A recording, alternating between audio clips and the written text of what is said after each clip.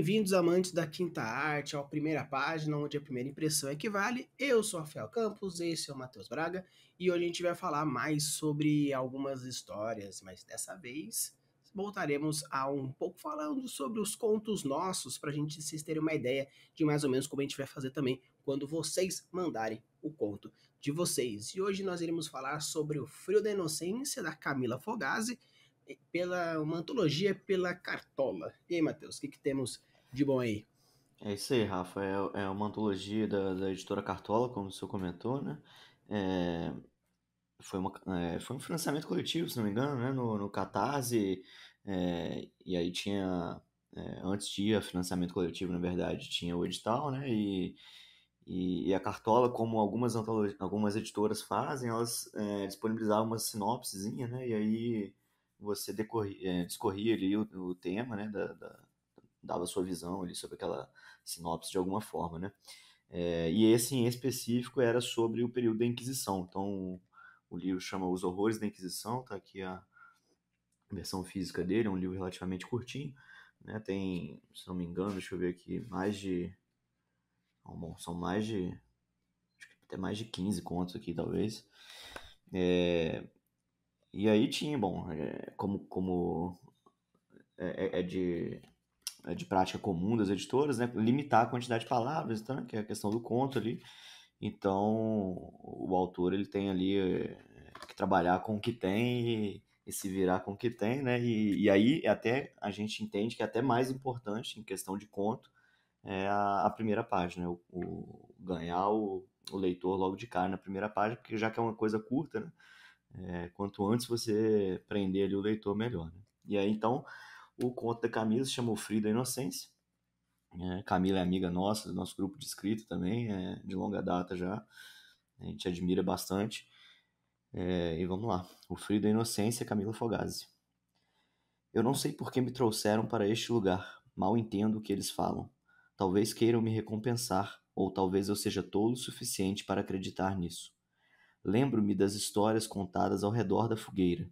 Eram meus momentos mais felizes. Toda a aldeia se reunia para comer e ouvir a sabedoria dos mais antigos. O fogo nos aquecia enquanto nos divertíamos. Nesses encontros, nos contavam sobre a chegada dos estrangeiros. Aprendi que muitos se agradavam e retribuíam os presentes que eles trouxeram. Afinal, nosso povo não é egoísta. Demos a eles o melhor que tínhamos, tudo que a Mãe Natureza nos oferecia. Entretanto, não eram todos que sorriam com a ideia de receber os visitantes de cara branca, nome com o qual eu não concordava, pois, das poucas vezes que me encontrei com algum deles, estavam com o rosto rosado, como uma begônia. Certa vez, eu estava vigiando a mata e encontrei um deles ferido. Havia algo em seu sangue. Mamãe teria recusado ajudar. Ela dizia que os caras pálidas não gostavam da forma como nós cuidávamos dos doentes. Nunca entendi bem essa implicância. Que mal poderia haver em usar os presentes da natureza para ajudar as pessoas? Meu pai dizia que tinha alguma relação com a divindade deles. Esse povo com cara de begônia é mesmo estranho. Por que eu recusaria como mamãe? A cor da pele, o local onde eles nasceram ou mesmo seus deuses os tornavam não merecedores de cuidados? Decidi que não. Eu o socorri. Tratei suas feridas e o levei para a aldeia de seu povo. Foi a primeira vez que ajudei alguém sozinho. Fiquei tão feliz. Não demorou muitos dias e alguns deles me encontraram na mata novamente. O homem estava entre eles. Sorri ao ver que estava bem, apesar de não entender o motivo daquela abordagem. Talvez quisessem me agradecer por ter ajudado. Ouvi a palavra herege. Acho que significa obrigado. Descobri que agradecem de um jeito muito peculiar. Enfim, tive que estender um pouquinho aqui para virar a página para tudo certo? Sim? Você fez uma cara É, de é que susto, você não vou tá falando comentar. aí, eu só estou confirmando. Não, beleza. Tive que virar um pouquinho a primeira página aqui porque não interrompia, né, o parágrafo, mas é isso. Sim. Cara, uma coisa que eu acho, que particularmente eu achei bem legal é essa primeira frase dela, porque tanto reforça muito o título da antologia e o título do conto, Então eu senti que a Camila foi muito feliz na escolha dessa primeira frase, reforçando esses dois momentos, tanto da capa quanto do título do conto propriamente dito. Então eu acho que foi um bom começo, na real. A primeira, na verdade, é um parágrafozinho longo, né? Talvez uma quebrada nele deixaria mais interessante, não sei. Mas a primeira frase em si é boa, o primeiro parágrafo todo, né? São frases curtas, mas acaba deixando ele um pouquinho longo, talvez, não sei. Mas né? Sim, eu considerando a primeira frase mesmo, né? Tipo, Eu não o sei porque me acabar trouxeram no para este lugar, lugar. se eu falo. É, isso. Então, essa primeira frase, de fato, é uma cheia de gatilhos já, né? Você já sabe, não sabe de quem que tá falando, né? Que lugar é esse que trouxeram ele, né? O que que vai acontecer. Já dá uma sensação, talvez, um pouco de terror, não sei. Apesar de não ser um conto de terror, né? Mas acho que ela deixa meio explícito que não é um conto de terror propriamente dito, né? Durante a primeira página inteira. Mal entendo o que eles falam, né? Talvez queiram me recompensar, ou talvez eu seja tolo o suficiente para acreditar nisso. Ela já brinca com tolo o suficiente, com o título, a inocência, né? Com o título do conto, né? E o título da obra em si, Horrores da Inquisição. Então, de certa forma, né? É um casamento perfeito aqui que ela conseguiu fazer, eu acho, né? De associar todos os pontos de uma maneira bem bacana. E assim, uma coisa que. é, Se bem que eu não sei, não li os outros contos da antologia, né? Mas ela trouxe para um PDV assim que talvez seja um pouco mais raro da gente se ler, né? A gente está acostumado a ler com a Inquisição do ponto de vista mais dos medievais ali e tal, né? E aqui ela trouxe pro lado do indígena, né? Então acho que foi bacana, foi inovador também, de certa forma. Sim, eu lembro do momento quando a Camila quando abriu esse edital, né? Foi você, ela e o Ângelo que participaram desse edital. E eu lembro, só ela foi aprovada, mas também o que o Ângelo escreveu ia contra as diretrizes pela, vamos dizer assim, intensidade da história dele, né? E eu lembro que a Camila ela falou assim pra mim, Rafa, eu queria fazer um negócio diferente, tanto que ela procurou na internet, porque ela tava na época mais intensa escrevendo no mundo de Aiga dela, que tem uma pegada muito de brasilidade. Então falou assim: mas será que tem alguma coisa de Inquisição, Brasil? Aí ela achou e caçou e descobriu que tinha uma história de que alguns indígenas foram levados para a Europa, para a Inquisição, e ela se baseou essa história no último indígena que foi pego, antes da abolição da última execução por fogueira, né? Então, mas também não entrou caso, mas é mais realmente ela deu uma pesquisadinha antes Sim, de justo, né? escrever para trazer isso. É interessante isso, é algo que a gente sugere também, né, para poder passar um pouco dessa questão do gatilho da autoridade que a gente fala, né? Por mais que você não seja especialista no tema que você quer escrever, você não é proibido de escrever sobre nada, né? O papel aceita qualquer coisa, pode escrever o que você quiser. A questão é que quando você pesquisa, quando tem um trabalho, né, mais intenso, mais dedicado, mais sincero ali, o resultado com certeza vai ser mais positivo, né? Exatamente.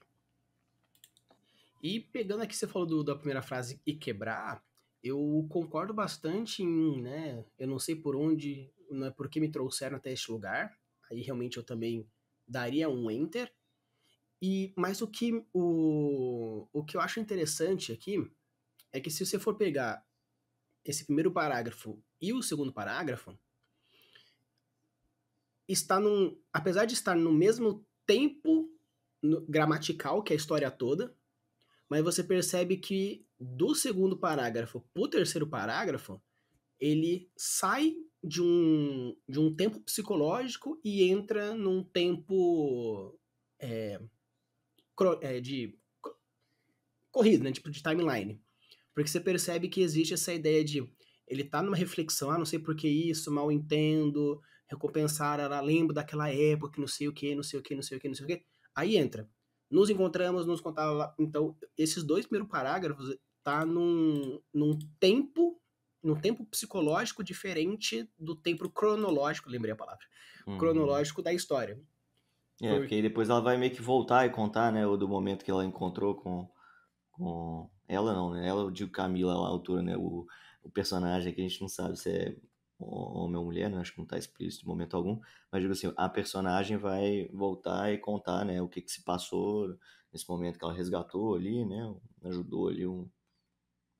Sim. No caso, a gente não pode avaliar o texto todo, né? Apesar de eu conhecer bastante essa história, mas é legal porque, mesmo não sabendo, você não sabe que tipos de gatilhos de foreshadowing a Camila fez neste momento, porque a primeira página não tem como você prever as próximas páginas até o final da história. Mas nesse primeiro parágrafo, ela fez no caso, sabe quando a gente fala dos filmes, começa com o final e depois volta pro primeira, né, volta pro começo? Ela fez isso, então já ela trouxe uma diferença. Então, no caso, a história começa no começo, meio e fim. Não, você pode começar a história pelo meio, passar pelo começo e até o final, você pode embaralhar. Porém, você tem que ter a noção do tecnicismo para que não fique meio perdido na passagem de tempo. Então, é interessante que quando você chegar no final, na última página desse conto, vai ter uma cena espelho com esses dois primeiros parágrafos. Então, assim, não entra no caso da análise da primeira página em si, porque eu estou contando o livro todo. Porém, eu queria ressaltar esse ponto, porque como muitas vezes você utiliza da primeira página, como eu e Matheus, a gente bate o martelo várias vezes, é a porta de entrada, são os gatilhos, são as promessas, é a temática, é o timbre, não sei o que, não sei o que. Isso são coisas que a gente consegue avaliar claramente numa primeira página. Porém, se a gente avalia um livro todo, um conto todo, você percebe que existe cena espelho, foreshadowing, outros gatilhos mais difíceis de ser observados numa primeira página. Então é interessante aqui, queria ressaltar esse ponto de que a Camila faz o gatilho de antecipação, que é bem difícil de fazer, e cena espelho com o final do conto. Então, pode parecer um pouco estranho, mas parece um tanto dissonante, tá uma reflexão, aí do nada. Então, é que na verdade tem um motivo específico para isso. Então, gerou um gatilho da estranheza, pode até gerar, mas você percebe a sutileza quando termina de ler o conto. Voltando ali no título, né, o Frio da Inocência, né, logo nos dois primeiros parágrafos também, ela já faz brincadeira com o título também do conto, né? Eu já tinha comentado ali o Tolo o Suficiente, né, que tem a ver com a inocência ali, né? E logo no segundo parágrafo já tem o fogo nos aquecia enquanto nos divertimos, então tem a ver com frio aqui, né? Meio que uma brincadeira que ela faz com o título e durante o texto, né? E a Camila é boa nisso, assim como o Rafa tá colocando, de colocar essas migalhas, de colocar detalhezinhos ali que vão se fechar de alguma forma, vão, né, dar um tom mais peculiar que seja ali da história. Ela faz isso muito bem e essa cena espelho é uma que ela gosta de usar bastante também. E aqui a gente recomenda demais vocês lerem o conto, porque é uma cena espelho bem bacana que ela bolou aqui. Sem contar que também é um trocadilho bem infame, se você for imaginar que o frio da inocência corresponde à Inquisição, que normalmente a galera é morta por fogueira. Exatamente. E ainda mais falou assim, na época que eu era, né, antes de tudo isso, a fogueira era um símbolo de amizade, carinho, reciprocidade, e se ele vai ser queimado na fogueira ou não, mas no caso de uma Inquisição já suspeita que sim, já existe até um trocadilho infame aí nesse contraste que existe entre a fogueira do acalento e a fogueira da tua morte. Exato. Então, Pesado, né? Um trocadilho pesado, pesado, né? pesado, mas bem legal, bem forte. Sim, sim. E a última frase, a última frase, o último parágrafo, quase. Na verdade, o último parágrafo ele é um pouco longo, mas mais pro final dele eu gosto também daquilo que ela faz ali, ó. Talvez quisessem me agradecer por ter ajudado. Ouvi a palavra herege, acho que significa obrigado. Descobri que agradecem de um jeito peculiar. Então aqui, eu acho que se pudesse ter fechado a primeira página de fato com isso aqui, acho que ia ser fantástico, porque aqui também já tá brincando com o título, né? Já tá mostrando a inocência do personagem aqui, né? Eu ouvi a palavra herege e achei que era obrigado, né? Acho que é obrigado. E já tá dando tom de que, né, que tá indo para um lado ruim a história, né? De que tá indo para um lado mais pesado. E já casa com o título. Então, Eu acho que daria perfeitamente pra editora fazer uma forcinha e colocar o final aqui na primeira página certinho. Dava. E assim, e é legal porque você percebe que a primeira página, a Camila, ela caracteriza o personagem, seja um índio ou uma índia, né? Não tem, apesar de a história ter se baseado em um homem, mas no caso a Camila ela brinca com essa duplicidade de você define ou homem, mulher, ela tem essa, ela varia. Então no caso você percebe que ela tipo, reforça o personagem, a inocência dele. Ah, mas mamãe, papai, dando esse ar mais infantil, reforçando a inocência. Ah, mas por que eu não faria isso? Por que eu faria outro? Inocência. Ah, nossa, as pessoas assim, essa inocência. Então, ela reforça em diversos elementos. Na psique, no comportamento, na própria ética moral do personagem. Então, tem diversos reforços que vão colocando tanto na inocência, vamos dizer assim, da ignorância, no caso, eu sou inocente perante a vida porque não tenho a maledicência da vida, tanto também a inocência pela própria infantilidade, que a gente também não sabe dizer se é um 16, 18, 19, um jovem adulto, não diz sexo, não diz idade, só fala índio, né? No caso, indígena, né? Então, eu acho muito legal essa sutileza dessas brincadeiras de inocência nessa primeira página e de uma forma geral, essa caracterização do personagem. Sim, e isso, Rafa, é muito poderoso, tanto em livro, mas e por ela ter feito em conta, eu acho que é mais importante fazer isso logo na primeira página, porque te cria empatia com o personagem, né? Então faz o leitor ficar apegado ao personagem, a torcer pelo personagem, a gostar do personagem, né? E isso aumenta a sua imersão na leitura, os seus sentimentos que você vai ter ao longo da história, né? Então, você colocar um personagem inocente, né? É, eu acho que fortalece. Todo mundo se afeiçoa a personagens inocentes, né? A gente torce para os underdogs, né? Que a gente chama, né? Que são os personagens mais fragilizados, né? Mais desprovidos de poder de alguma forma, né? A gente tende a torcer para eles, né? E além disso, ela coloca o personagem ajudando alguém que está ferido, né? Que é outra coisa também que a gente se afeiçoa, né? Às vezes, se fosse um animal, a gente se afeiçoaria até mais ainda um pouco, né? Se ela tivesse ajudado um animalzinho ali, alguma coisa sofrendo. Mas aqui, por conta da história, aqui não tinha muito como fugir disso. Mas, enfim, ela conseguiu elevar a gostabilidade do personagem logo de cara na primeira página, né? Que é importante para o efeito que ela quer te causar, pro punch que ela quer te trazer lá no final, né? Sim. Uma coisa que você comentou de é, a história não se sabe ao certo qual seria então. Porque no caso aqui, a gente não consegue ter uma real noção de qual seria o gênero da história. No caso, talvez pegando apenas a primeira página, eu colocaria talvez um suspense ou um terror psicológico, né? Não fugiria muito disso, ainda mais pelo fato de que, como a proposta da cartola, no caso, é que, no caso assim, novamente tem que roubar pelo conhecimento prévio. No edital da cartola pedia, não, não podia ser nada fantástico, então não poderia simplesmente ter magia no meio da coisa, não podia ter cenas pesadas, não podia ter xenofobia, não podia ter diversas coisas que é um tanto complicado, porque a gente pega um período muito tenso da história mas no final das contas conseguiram fazer todos esses bem bolados.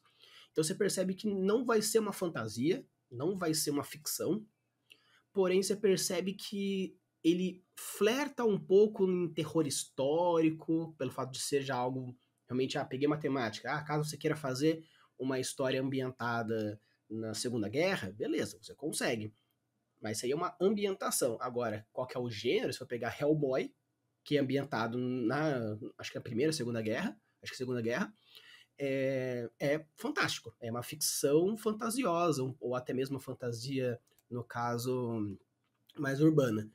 E aqui você percebe que a temática central é a Inquisição, tanto que o nome já remete a isso, né?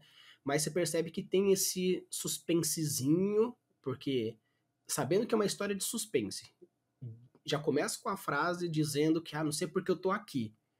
já fala sobre Inquisição, fala sobre inocência e gera assim, apesar de ser um suspense, é um suspense que vai, pelo menos na primeira página, é um suspense bem leve, pelo menos por enquanto, a gente não sabe se vai, no caso eu sei, mas a gente não sabe se vai, talvez, aumentando essa intensidade desse suspense ou esse terror, a gente não sabe dizer se no meio vai ter uma tortura ou não, a gente não sabe dizer, mas pelo menos por enquanto tá suave, como se ela quisesse meio que marinando um pouco o suspense para saber de como vai ser mais para frente.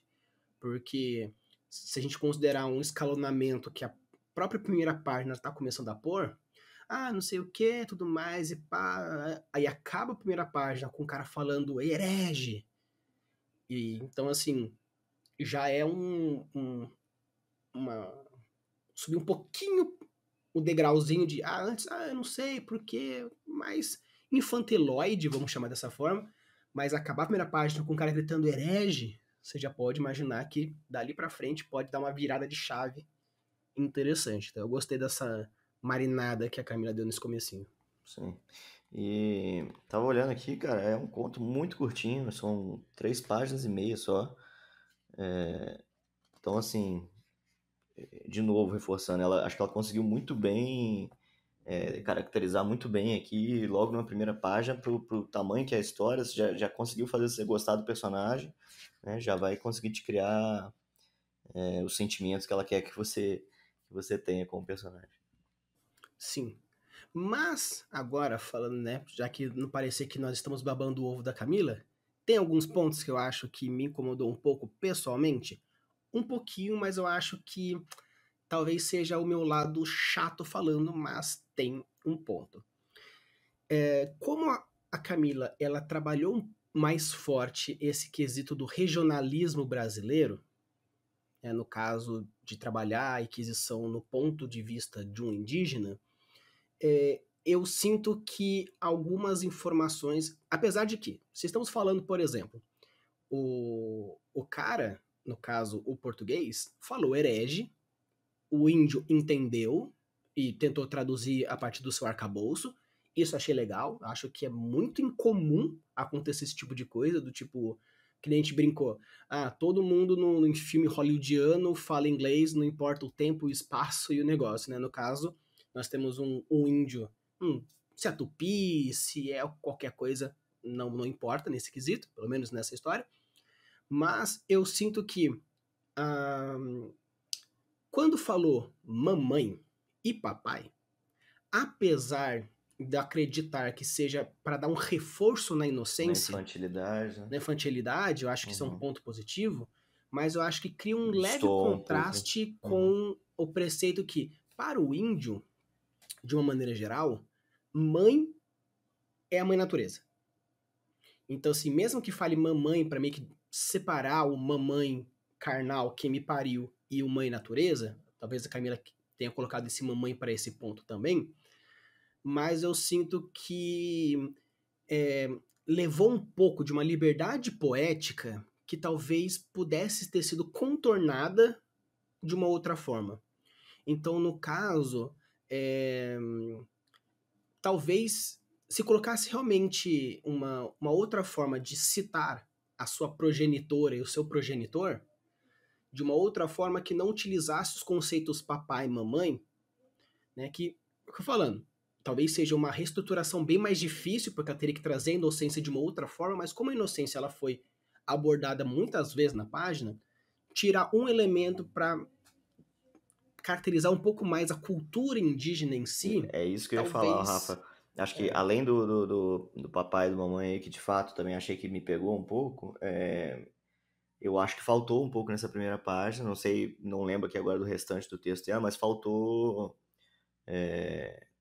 caracterizar melhor, talvez, essa questão do indígena, das brasilidades de alguma forma, né? Acho que a primeira página aqui ela tá muito focada na inocência, né? E tá certo, não tem problema nenhum, e no plot em si, até por ser um conto curto, mas eu acho que poderia jogar uma palavrinha ou outra ali perdida, né? Que trouxesse mais esse sentimento de indígena pra gente, né? Sim. Talvez assim, a gente é, exigisse um pouco do leitor, mas se ao invés de ter colocado um obrigado, entre aspas, em itálico, algo que ela também faz com o herege, né, para causar essa questão de linguística, né, tivesse colocado a forma como eles, né, no caso, vamos escolher uma tribo, vamos considerar que seja o Guarani, né, se ela decide colocar o obrigado, mas eu não sei como é obrigado em Guarani, então talvez perderia o impacto. Não, porque como ela reforça, dizendo eles agradecem de uma forma estranha, daria para subentender que aquele obrigado seria obrigado né, no caso, eu não sei dizer como que é o obrigado em Guarani, mas aquele termo fosse obrigado pela própria contextualização do negócio para gerar um pouco.